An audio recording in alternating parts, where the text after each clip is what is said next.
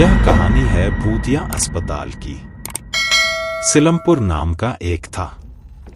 उस गांव में गोपी नाम का एक किसान रहता था। उसके 2 बेटे और एक बेटी थी।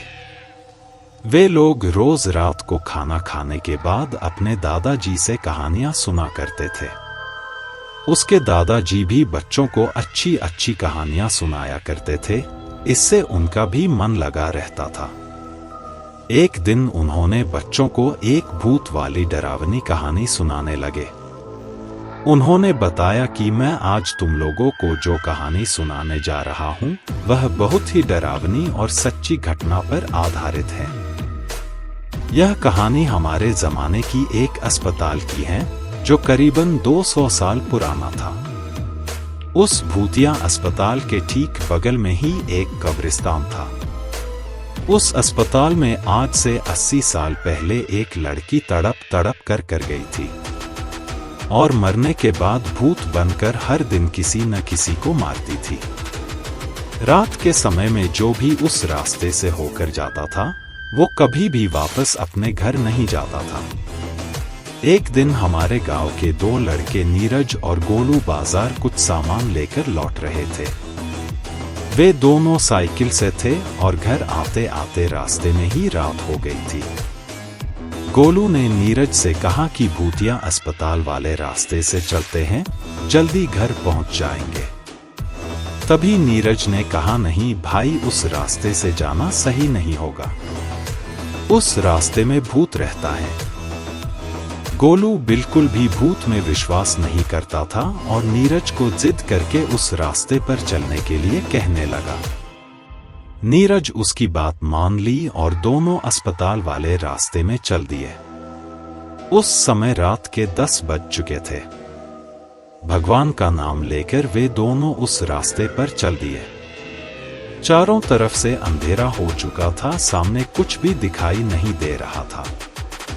जैसे ही वे दोनों आगे गए, रास्ते में कीचड़ पड़ा हुआ था। अंधेरे में उन लोग को दिखाई नहीं दिया और साइकिल लेकर वे दोनों गिर गए। थोड़ी बहुत चोट लग गई थी, लेकिन फिर भी उन्होंने जल्दी से अपना साइकिल उठाया और गांव की ओर चल दिए, क्योंकि भूत का डर भी था कि कहीं से आ ना जाए। वे लोग थोड़ी ही दूर गए थे कि उन लोग के साइकिल का टायर पंचर हो गया।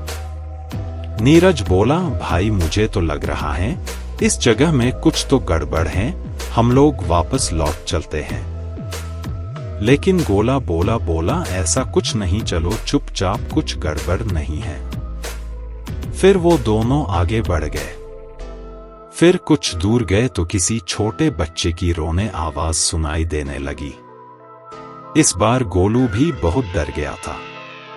उसने नीरज से कहा, तुम्हें किसी बच्चे की रोने आवाज सुनाई दे रही है क्या? नीरज बोला, नहीं भाई, लगता है किसी जानवर के रोने की आवाज होगी। फिर उस आवाज को अनसुनी करके दोनों आगे चल दिए। कुछ देर बाद फिर वो आवाज सुनाई देने लगी। दोनों एकदम बुरी तरह से डर गए थे और वे लोग अपना कदम तेजी से गांव की ओर बढ़ाने लगे। थोड़ा आगे चलने पर एक पीपल के पेड़ के नीचे एक बूढ़ी औरत दिखाई दी। उसके सफेद बाल, सफेद साड़ी और डरावनी आंखें थी। उसे इतनी रात को अकेली औरत को देखकर उन लोग के रोंगटे खड़े हो गए थे। उन्होंने पीछे मुड़कर देखने का सोचा, तभी वो बुढ़िया आवाज लगाई, रुको बेटा, मेरी थोड़ी मदद करो, मुझे ठीक से दिखाई नहीं दे रहा है। तुम लोग मुझे उस हाईवे तक का रास्ता दिखा दोगे क्या? उन लोग ने डरते डरते उस बूढ़ी औरत के नजदीक जाकर उससे पूछते हैं, कहां से आ रही हैं आप, वो भी इतनी रात को? तो उस बुढ़िया ने कहा कि मैं पड़ोस के गांव की रहने वाली हूं, मेरे पास कोई भी साधन नहीं था, इसलिए मैं पैदल ही चल पड़ी। अब रात हो गई है और अंधेरा भी छा गया है, कुछ दिखाई नहीं दे रहा है बेटा, तुम लोग मुझे उस गांव तक छोड़ दोगे तो बड़ी मेहरबानी होगी। उन दोनों ने उस बुढ़िया के बात पर विश्वास कर लिया और उसे अपने साथ लेकर निकल पड़े। नीरज और गोलू आगे थे और वो बुढ़िया पीछे चल रही थी। रास्ते में वो बूढ़ी औरत उन लोग से सारी बातें पूछने लगी कि तुम लोग कहाँ के रहने वाले हो और कहाँ जा रहे हो। फिर ऐसे ही बातें पूछते पूछते उन लोग को दूसरे रास्ते में ले जाना चाहती थी, लेकिन वो लोग तो पहले से डरे हुए थे। रात भी बहुत हो गई और उन लोग को जल्दी अपने घर भी जाना था, इसलिए बुढ़िया के बात का ज्यादा ध्यान नहीं दे रहे थे। कुछ देर चलने के बाद नीरज बोला, लो दादी, आपका गांव आ गया, अब आप अपने घर चले जाइए। और वो जैसे ही पीछे मुड़कर देखा तो वहां कोई नहीं था। वो दोनों की हालत जराब हो गई, डर के मारे थर थर कांपने लगे और वही अपना साइकिल पटका और दौड़कर भागने लगे। भागते भागते भूतिया अस्पताल के पास कब्रिस्तान तक पहुंच गए। रात के 12:30 बज चुका था।